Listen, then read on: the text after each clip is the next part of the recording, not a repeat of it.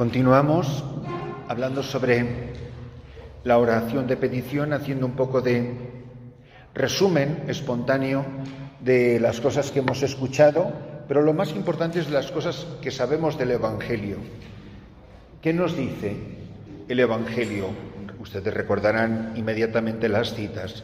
Nos dice que oremos con humildad, que oremos con confianza, que oremos con perseverancia, que oremos sin desfallecer, que oremos no con muchas palabras, sino de manera sencilla, porque cuando se pide, cuando se ora, no se trata de informar a Dios de lo que no sabe, que es bastante absurdo y bastante pérdida de tiempo. Su Padre sabe perfectamente lo que necesitan sin que ustedes se lo pidan. Por lo tanto, no pedimos para informar, pedimos para expresar nuestra confianza filial de hijos que se fían de su Padre. En la oración de petición lo que tiene que cambiar no es Dios, sino mi corazón.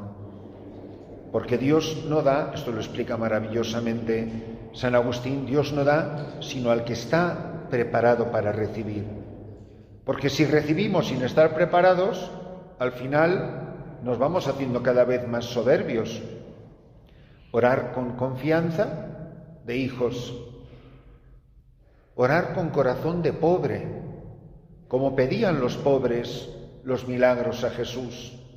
Recuerden la hemorroísa y tantos otros que pedían humildemente.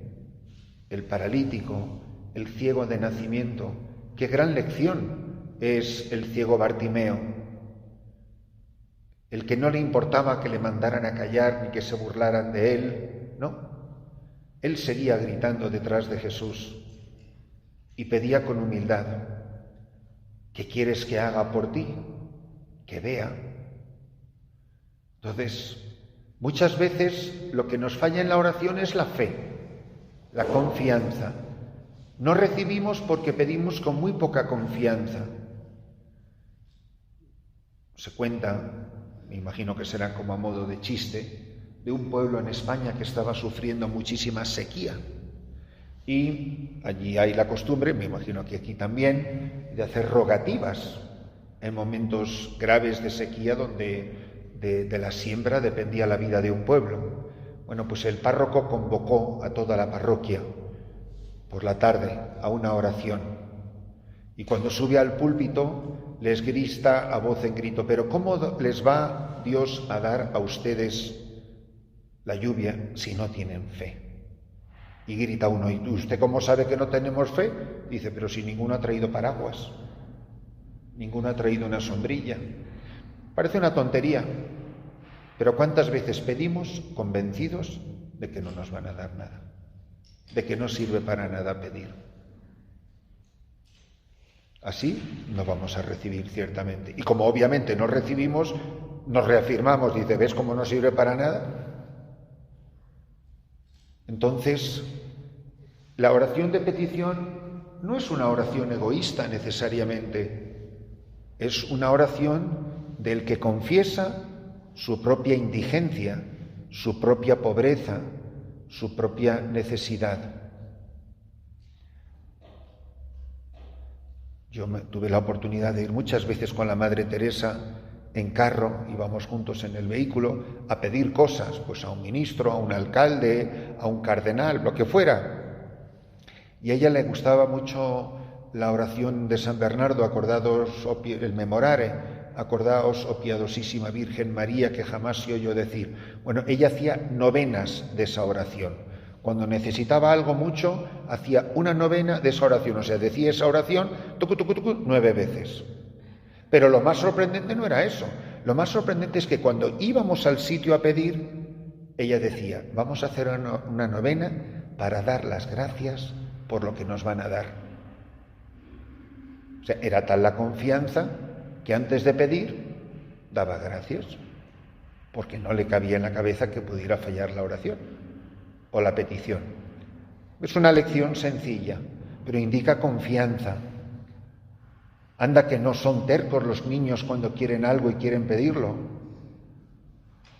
El Señor pone ese ejemplo, el juez inicuo. Ni temo a Dios, ni me importa esta mujer, pero para que no me siga molestando.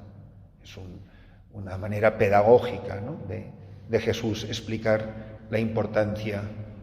Pedid y se os dará, buscad y hallaréis, llamad y se os abrirá. Yo eso me lo creo de verdad.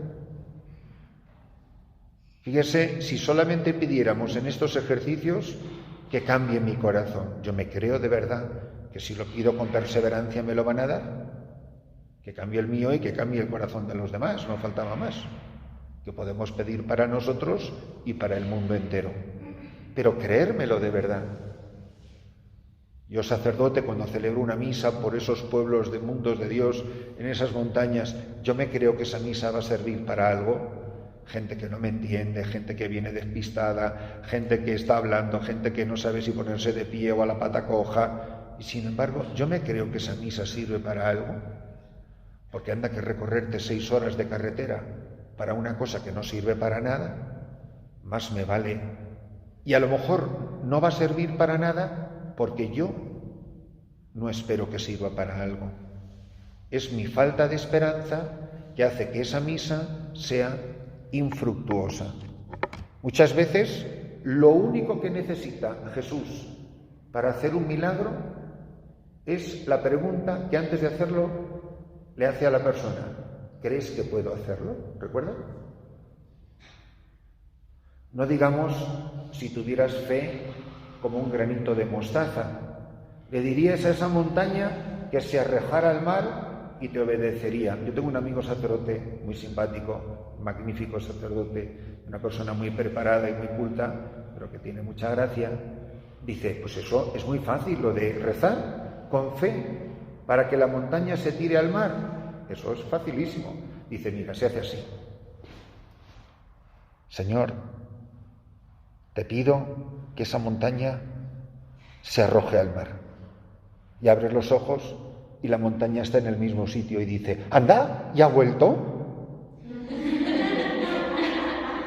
Dice, pues sí que ha sido rápido. Se arrojó al mar y otra vez devolvió. Bueno, bromas aparte, hermanas, si tuvieras fe, un poquito de fe, como un granito de mostaza, una maestra que reza en fe por la santificación, la conversión, el crecimiento de sus novicias, etc. El párroco por su parroquia, los padres por sus hijos, eso lo entendemos perfectamente. Pero sí creo que no va a servir para nada si ya llego a la batalla convencida de que voy a ser derrotada por el enemigo. Chico, ¿para qué va usted a la guerra si ya sabe que va a perder?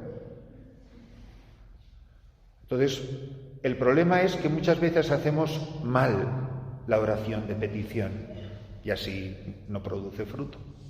Muchas veces nos interesa más lo que pedimos que la persona a la que se lo pedimos.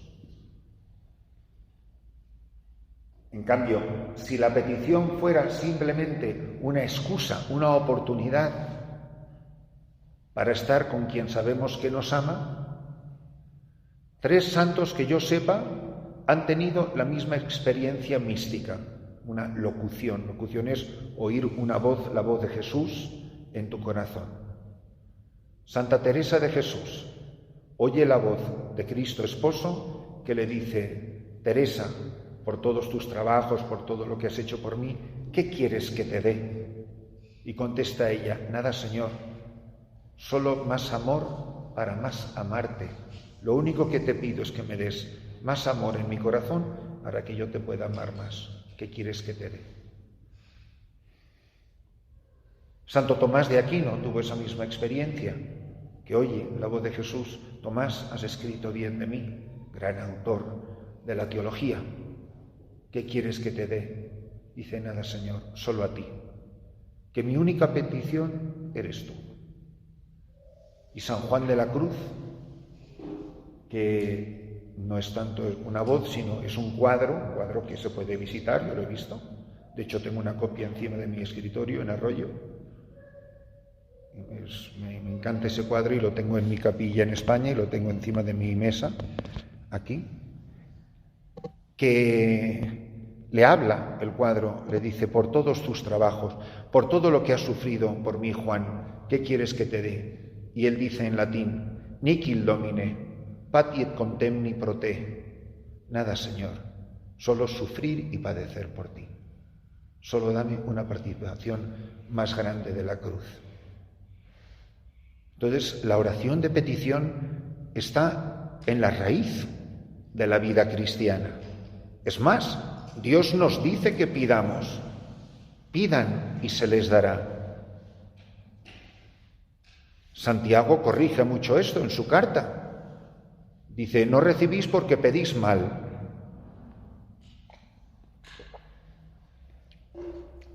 A veces estamos aferrados a nuestra petición y queremos convencer a Dios de que haga nuestra voluntad y no al revés.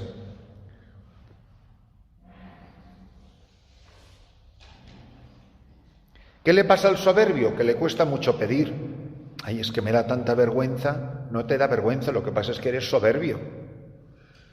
Es como pedir, ya es como la última vergüenza, el último recurso, cuando todo lo demás ha fracasado y tiene mucha necesidad. No es que le importe Dios, lo que quiere es que esto se resuelva. Pide mal, pide con exigencia, dice cuando tiene que ser, tiene los modos. El humilde pide siempre, pide de todo, pero siempre que pide con humildad, con sencillez de corazón. Es el que se hace como un niño para entrar en el reino. Cuando un niño necesita algo, no se pone a hacerlo él. No, lo primero que hace es pedirlo.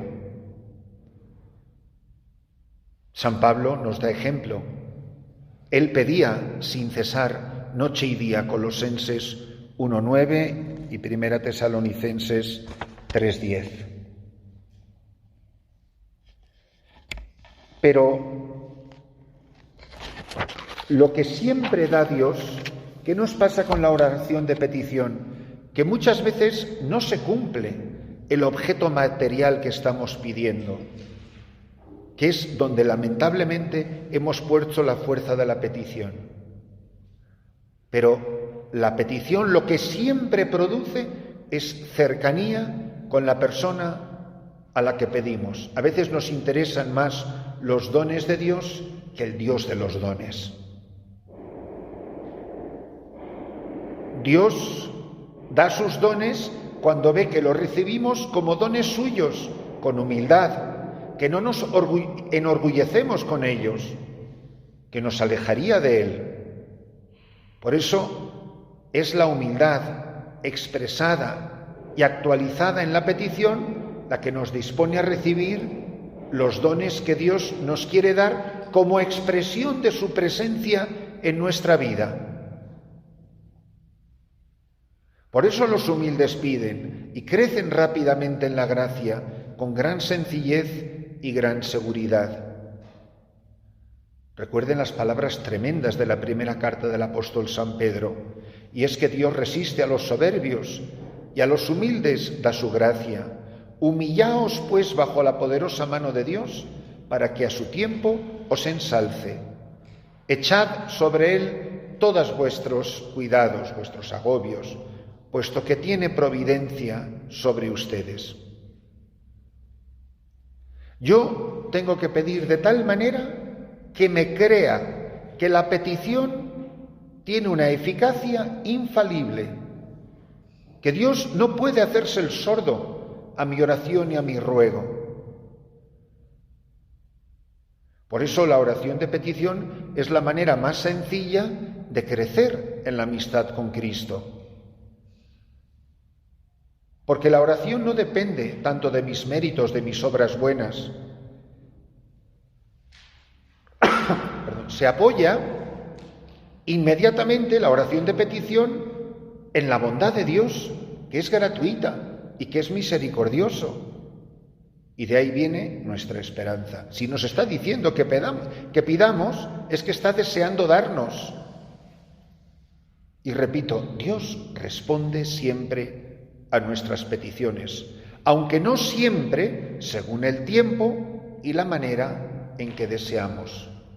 No me dará lo que yo le he pedido ahora, en este momento, en estas circunstancias. No quiere decir que no ha respondido a mi oración. Dios responde siempre, aunque no se tenga por qué ajustar ni a nuestros modos ni a nuestros tiempos. Hebreos 5:7. Cristo oró con poderosos clamores y lágrimas al que era poderoso para salvarlo de la muerte y fue escuchado. Oye, pues no lo parece, ¿verdad? Le pidió que le librara de la muerte y resulta que lo que le regaló fue la resurrección, que era más grande que simplemente vivir aquí en la tierra unos años más.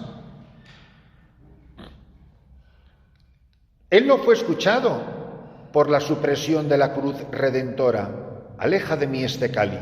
Fue escuchado de un modo mucho más sublime, pero Dios, rotas las ataduras de la muerte, lo resucitó.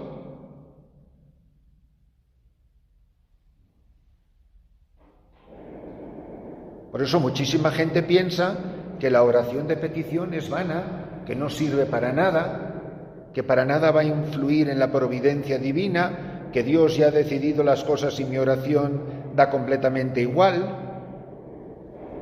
La oración de petición no es superflua, porque Dios ha condicionado el don que quiere ofrecer a la humildad de la petición de la persona que le pide. ¿Para qué trabajan si lo que ha de suceder vendrá infaliblemente como ya ha determinado la providencia? El fatalismo. ¿Para qué vamos a rezar si ya está todo destinado? Pensemos un poco en el objeto de nuestras peticiones. ¿Qué es lo que hay que pedir? Pues miren, dicho muy sencillamente, de todo. Se pide el pan de cada día, el perdón de los pecados, el alivio de la enfermedad, el acrecentamiento de nuestra fe. No pide el apóstol Pedro, creo Señor, pero aumenta mi fe. Pidamos por los amigos, por las autoridades civiles y religiosas, todo esto tiene sus citas bíblicas. Pedimos por la conversión de los pecadores, pedimos por los enemigos, pedimos por los que nos persiguen, pedimos por toda la humanidad, por todos los hombres. Cada una de estas referencias tiene una cita bíblica. Pedimos que envíe obreros a su mies para que nuestras peticiones ayuden a los misioneros, a los apóstoles. Nuestras peticiones, según va pasando el tiempo, en la medida en que más vas creciendo en la vida espiritual, la oración de petición se va simplificando y universalizando. A veces nos parece que si pido por un sacerdote, tengo más seguridad de que Dios escuche y conceda esa gracia que si pido por todos los sacerdotes. Porque claro, ahí tiene que estar Dios repartiendo su gracia por los 500.000 de sacerdotes.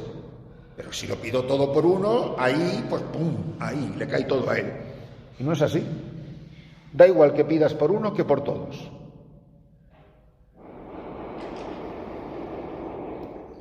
Por eso, cuanto más va creciendo la vida espiritual de una persona, más se simplifica, más sencillo y más universal es la petición.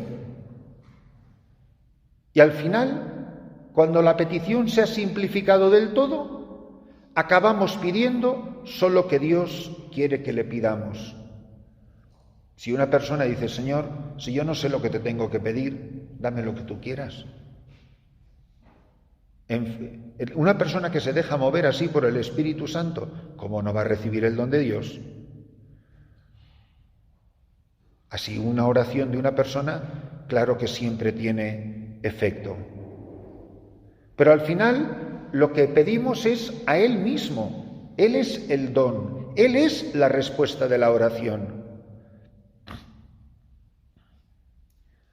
Una de las oraciones de petición más bonitas es la oración de intercesión de unos por otros. Tiene muchísima fuerza que ustedes oren unos por otros, en donde quiera que se encuentren, en sus comunidades, o a la gente a la que sirven, o a los niños que educan, o a los enfermos que atienden, según el carisma de su congregación. Orar unos por otros. Eso es poner en práctica el sacerdocio bautismal. Cristo tantas veces oró así por nosotros, incluso desde la cruz. Padre, perdónalos. ¿A quién se refería? ¿A los 25 que estaban en el Calvario o a la humanidad completa? Oraciones muy sencillas. El mismo Cristo hace oración de petición en la cruz. Así oraban los primeros cristianos. Por ejemplo, cuando Pedro estaba en la cárcel y todos oraban por él, o por Pablo, o por Bernabé, que fueron enviados a predicar y todos oraban por el fruto de su predicación. Y también, obviamente, el pedir que otros recen por nosotros. Tener la humildad de decir, reza por mí, es una cosa muy bonita que hace el Papa. Que muchísimos de sus encuentros termina diciéndole a la persona, ora por mí, reza por mí. Otros modos de oración, la acción de gracias y la alabanza, que es glorificar a Dios. Es la misión que Cristo tiene en el mundo. Él ha venido a glorificar al Padre.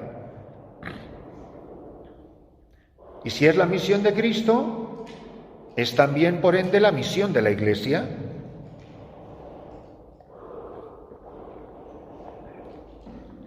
Los cristianos, dice San Pedro, somos linaje elegido, sacerdocio real, nación santa, pueblo adquirido para pregonar el poder del que os llamó de las tinieblas a su luz admirable. Por eso, en medio de todos los pueblos del mundo, el pueblo de Dios es un pueblo sacerdotal, que ora, que glorifica, que alaba, que reunido en Cristo levanta las manos y el corazón hacia el Padre en el poder y la fuerza del Espíritu, con himnos, cánticos espirituales, agradeciendo todo a Dios. Efesios 5:18. De hecho, dar gloria, la alabanza, la oración de alabanza, es la oración típica de la Biblia. Imposible recorrerlo todo. Por eso, la acción de gracias es un modo precioso de alabanza. La alabanza cristiana, la oración cristiana, es sobre todo una oración de acción de gracias. La oración por antonomasia de la Iglesia es la Eucaristía. Y Eucharistein quiere decir dar gracias. Cuando celebramos cada mañana, cada día, cada tarde la Santa Misa, lo que estamos es dando gracias a Dios. Es el agradecimiento a causa de Cristo.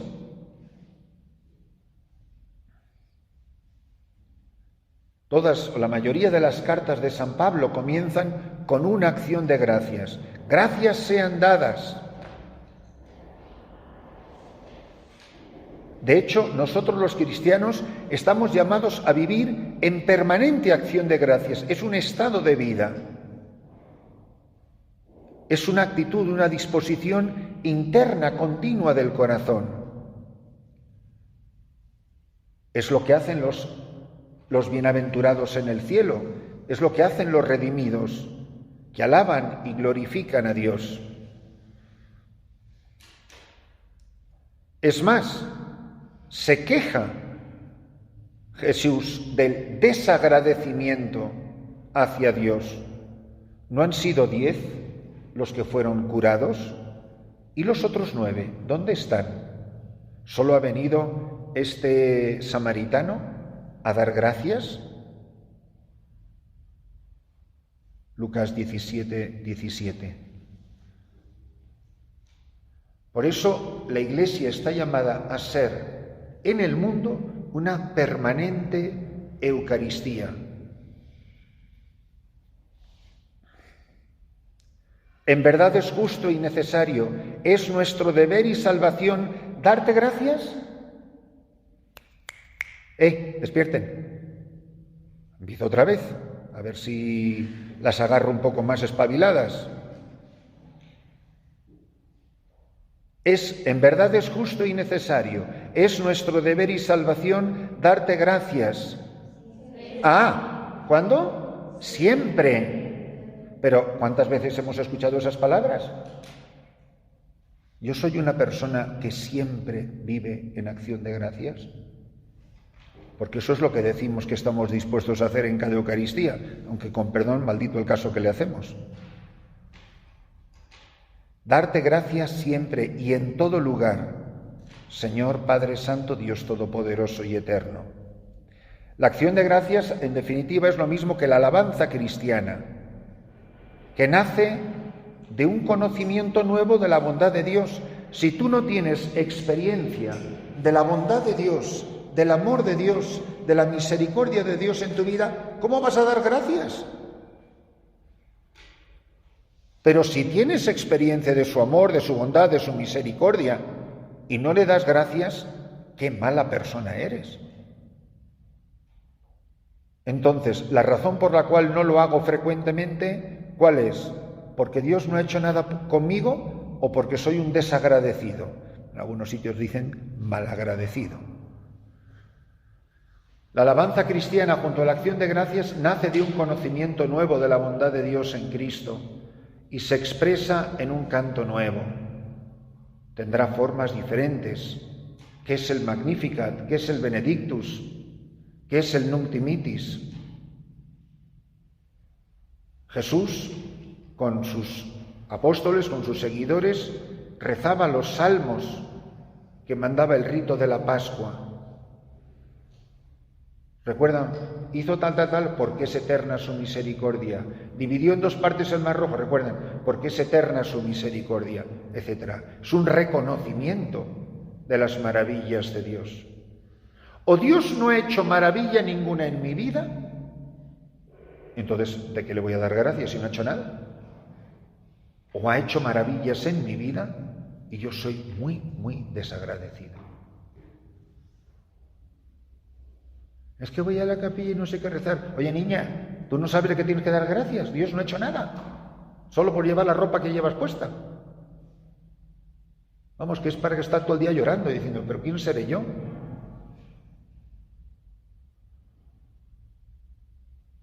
¿Cuántas eulogías, expresiones de alabanza dirigidas al Padre por el Hijo? ¿Cuántas doxologías, glorificación, doxa, gloria, que cantan por Cristo la gloria del Padre Celeste? Así, con el paso del tiempo, la doxología, ya saben ustedes la parte de la misa que es, por Cristo, con Él y en Él, doxa, gloria, fue haciéndose explícitamente trinitaria. A ti, Dios Padre, por Cristo, con Él y en Él, en la comunión, en la unidad del Espíritu. Es una doxología trinitaria. Dios Padre eterno, misericordioso, por nuestro Señor Jesucristo, tu Hijo, que vive y reina contigo en la unidad del Espíritu. Hemos sido creados para la alabanza de Dios. Los que van a hacer ejercicios con los ignacianos, con los jesuitas, ya se van a enterar de eso, que para eso fuimos creados, para alabar y glorificar a Dios, dice San Ignacio en los ejercicios.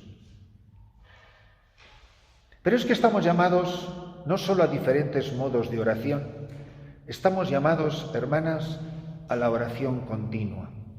Miren, a mí de los momentos más humillantes que he pasado en mi formación, porque eso era y sigo siendo muy soberbio, fue cuando le pregunté, yo estaría empezando mis estudios eclesiásticos, ya para preparación inmediata al sacerdocio, los últimos 6 años, pero el comienzo, y le digo a nuestro famoso director espiritual, ¿qué le parece que los sábados y los domingos, porque te dejaban como anotarte al apostolado que tú quisieras, te daban una serie de apostolados y tú elegías el que querías? Bueno, pues yo le fui a preguntar humildemente, porque vamos, yo era humildísimo, y le digo, ¿qué le parece que haga tal apostolado? Yo pensé que iba a decir, oye, Christopher, tan joven y tan santo. Oye, ¿tú crees que se me queda mirando y me dice, bueno, me parece bien? Dice, como no tienes mucha vida de oración, vete a hacer apostolado. No va a servir para nada, pero por lo menos te entretienes. Tú imagínate, en una sola frase te han dicho que no tienes mucha vida espiritual, que no tienes mucha vida de oración y que vayas a hacer ese apostolado, no porque vas a dar mucho fruto, que no va a servir para nada, porque claro, como no tienes vida de oración, ¿para qué va a servir tu apostolado? Dice, pero así por lo menos te vas entreteniendo.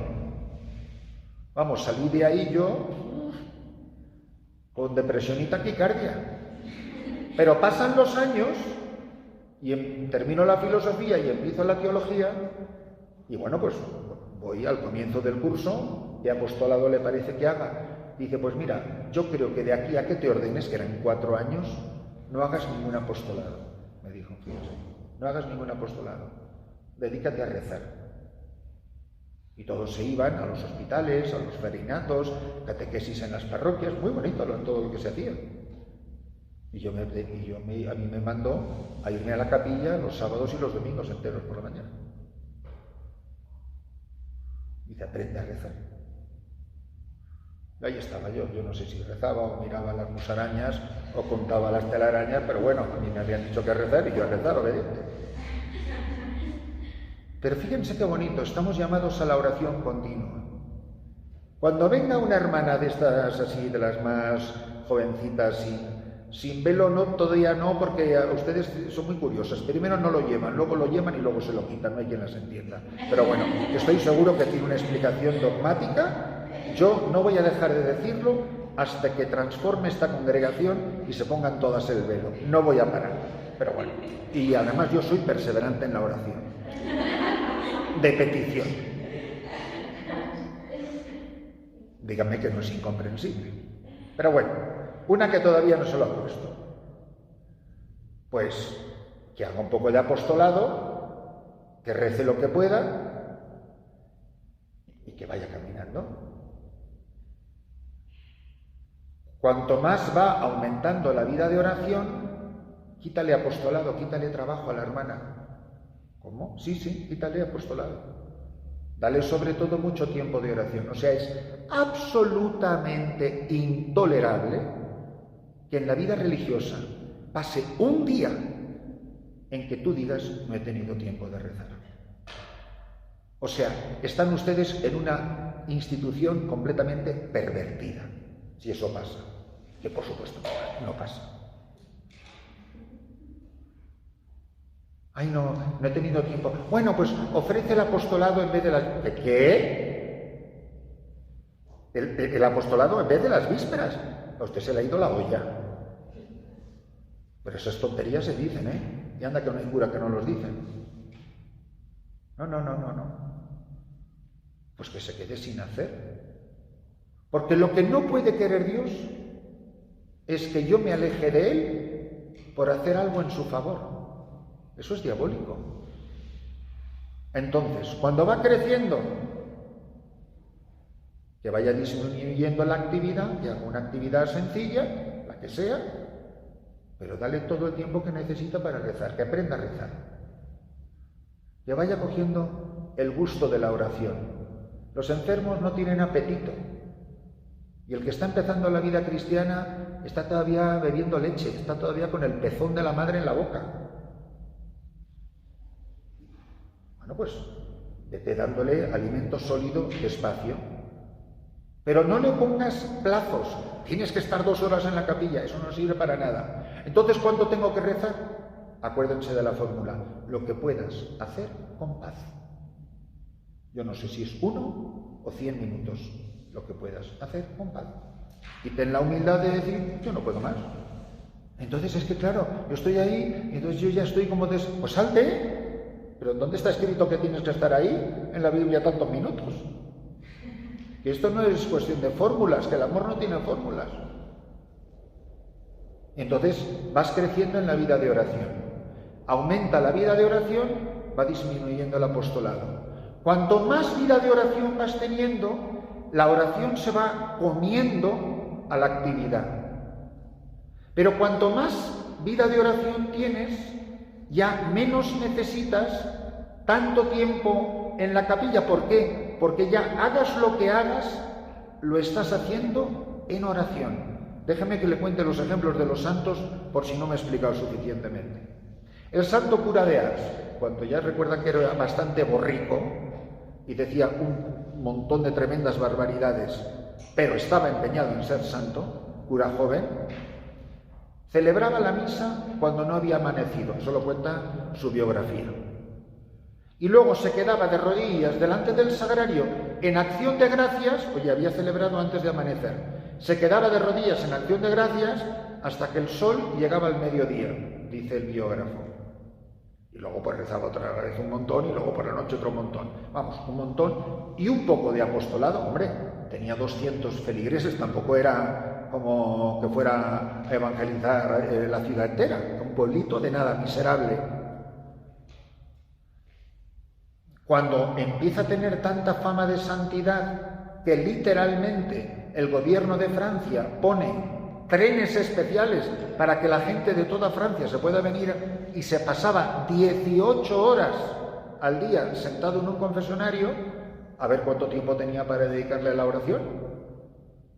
Entonces, ¿qué pasa? ¿Que dejó la oración por la acción? Para nada. Es que ya oración y acción ya eran para él lo mismo. Vivía en pura contemplación. Pero son fases. Primero, dale trabajo, un poco de oración. Aumenta la oración, que disminuye el trabajo. Luego hay un momento de gran intensidad, de potencia evangelizadora, de mucha oración y de mucho trabajo, que normalmente en los santos de vida activa suele ser las noches para Dios y los días para los hombres.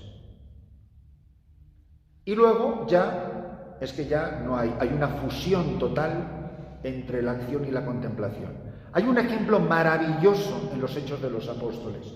¿Recuerdan el martirio de Esteban? Es decir, toda acción, todo apostolado que no brota de la contemplación, sencillamente no es apostolado cristiano, porque no lo está haciendo un hijo. Y yo solamente soy hijo si estoy unido a mi padre, y estoy unido a mi padre si rezo.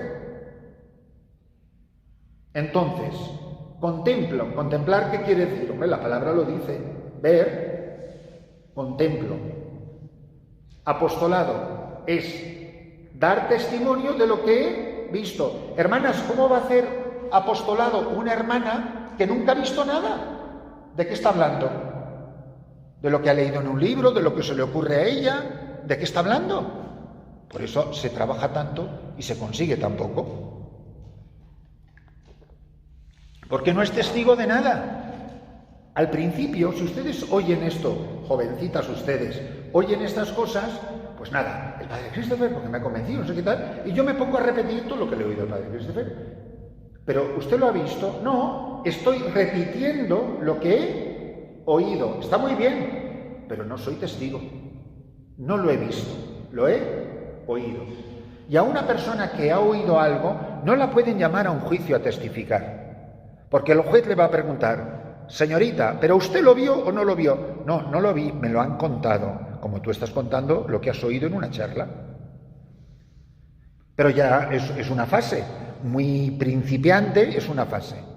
Luego hay la segunda fase, contemplo, esto ya es gran madurez, contemplo mucho y luego cuento, doy testimonio de lo que he contemplado, contemplación y acción, las cualidades del fuego que no se separan. Pero todavía hay una etapa mejor, o más perfecta, que no es contemplar y testimoniar, sino cuando se mezclan las dos. ¿Qué es lo que dice Esteban cuando le van a matar? Dice: vi el cielo abierto y al Hijo de Dios a su derecha. ¿Es lo que dice? ¿Saben? Cuando uno no está muy seguro, la contestación, la voz va para arriba. Sí, sí. Cuando uno está seguro, la voz va para abajo. Sí. Pues yo he visto mucho... ¿Qué fue lo que dijo Esteban? Vi el cielo abierto y al Hijo del Hombre a la derecha, de pie a la derecha de Dios, ¿es lo que dice? No. Dice, estoy viendo. No es lo mismo he visto, he rezado y ahora doy testimonio. ¿Qué está diciendo? Miren, yo les estoy dando testimonio de lo que estoy viendo en este momento. Fíjense qué bonito es. Que estás testificando a Cristo mientras le estás viendo. pero eso supone mucha oración, hermanas, mucha vida de oración. Estoy viendo al Hijo del Hombre. Te estoy contando en vivo. ¿Han visto esos programas? Y ahora vamos a no sé dónde en vivo. Es el que está viendo y está contando lo que está viendo, no lo que ha visto esta mañana. Eso es la cumbre de la vida espiritual. Ya da igual que lo pongas donde lo pongas, esa persona vive ya en permanente oración. Y qué maravilla es cuando hay hombres y mujeres que entienden así la vida cristiana, que entienden así la vida espiritual. Por eso estamos llamados todos a aspirar, por lo menos a ello, a la oración continua. Una manera muy bonita en que la Iglesia lo hace es porque en el mundo entero se calcula, hermanas, que cada segundo del día se están celebrando 4 misas. Que cada segundo, tic, tic, tic, tic, se están celebrando aproximadamente 4 misas. Es decir, la Iglesia siempre está en oración. Aparte de que por el cambio de horas y todo lo demás, siempre hay gente que está en oración. Ya les he hablado de monasterios donde siempre están turnándose delante del sagrario. La Iglesia vive la oración continua. Como la vivió Cristo, como la han vivido los santos, los apóstoles, así la vive la Iglesia. La Iglesia primera que vivió el ideal de la oración continua. Los santos que han vivido también la oración continua. ¿Por qué? Porque continua es nuestra amistad con las personas divinas, porque somos conscientes de su presencia en nuestra vida. Hermanas, habría muchísimo más que decir de todo esto, explicar cada una de las moradas de Santa Teresa, pero eso ya es para un curso sobre la oración y no para unos ejercicios espirituales. Pero que esto por lo menos, hermanas, nos dé el sabor de la absoluta prioridad de la oración en nuestra vida consagrada. Que con esto se nos abrirán las puertas del reino y sin esto todo será aporrear, cansarse, sudar, frustrarse, planes que no se cumplen, refunfuñar, criticar, murmurar, y así nos echa adelante la Iglesia.